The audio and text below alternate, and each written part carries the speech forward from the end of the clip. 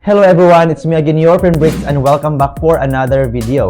So guys, for today's video is magkakaroon tayo ng comparison between iPhone 11 and iPhone 11 Pro Max. Then since I have my experience naman on both phones, I will share my thoughts kung worth it bang mag-upgrade ka from iPhone 11 to iPhone 11 Pro Max. Pero bago natin yan pagpatuloy, kung hindi ka pa nakasubscribe dito sa ating channel, please consider subscribing and click notification bell para magiging updated ka pa sa mga future uploads natin.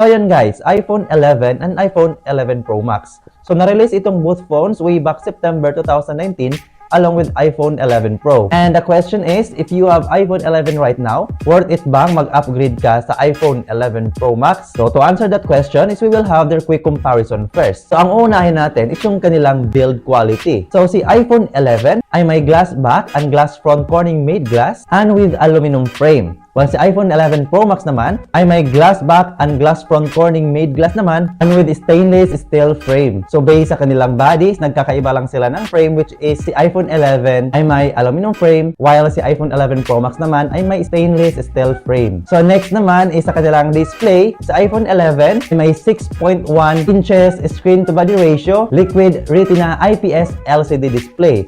While si iPhone 11 Pro Max naman ay may 6.5 inches screen to body ratio Super Retina XDR OLED display. So based sa kanilang display, I can say na mas lamang dito si iPhone 11 Pro Max dahil naka Super Retina XDR OLED display siya, while si iPhone 11 naman is naka Liquid Retina IPS LCD lang. And aside from that, mas bigger screen din si iPhone 11 Pro Max. But regardless of the screen size, is hindi lahat ng tao prefer yung malalaking screen. And I have my experience in iPhone 11 Pro Max, which is nung nahawakan ko siya, is sobrang bigat talaga nung phone. And nangangalay yung kamay ko every time na hinahawakan ko at ginagamit ko yung phone.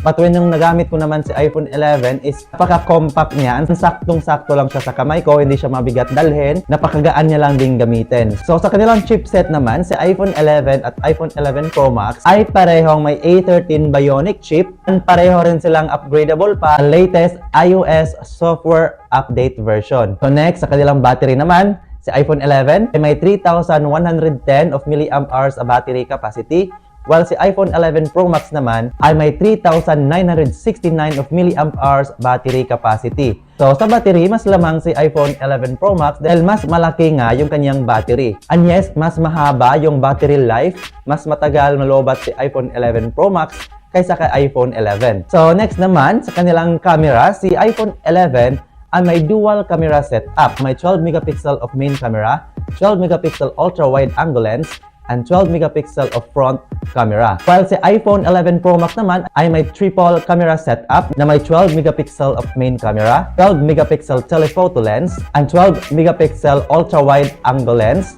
and 12 megapixel of front camera. So based sa kanilang camera guys, is magkapareho lang naman sila. Yun nga lang, si iPhone 11 Pro Max ay may telephoto lens, which is wala kay iPhone 11. So based on my experience both phones guys sa kanilang camera, mas nagustuhan ko yung camera ni iPhone 11 kaysa kay iPhone 11 Pro Max. Dahil para sa akin, mas vibrant yung mga images ni iPhone 11, both rear and front camera. While si iPhone 11 Pro Max naman guys is napaka-natural niya lang talaga. Kung ano yung nakikita mong kulay, kapag kinunan mo ng picture or video gamit ang iPhone 11 Pro Max, is yun na din talaga yung kulay na makikita mo.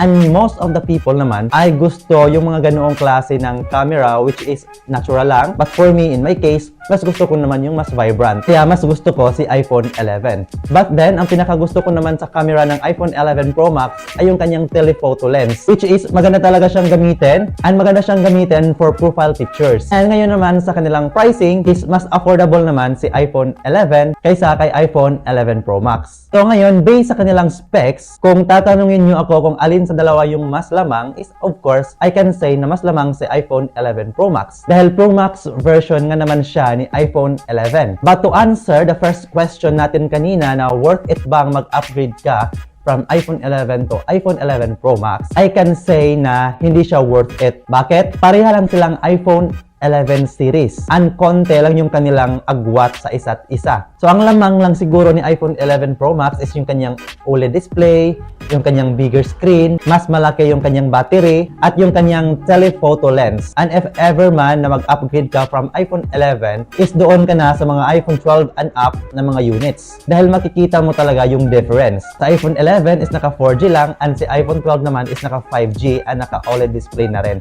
So malaki yung kanilang agwat. So ayun lang guys, no? For me, hindi worth it na mag-upgrade ka from iPhone 11 to iPhone 11 Pro Max. Mapapagastos ka lang, and if ever nagagastos ka lang din man, is doon na tayo sa mas higher na unit. So guys, that's it lang for this video, and if you like this video, give this video a thumbs up, and don't forget to share, comment, and subscribe, and click the notification bell para magiging updated ka pa sa mga future uploads natin. So guys, it's me again, your friend Bricks. See you in my next video, and thank you for watching. Bye!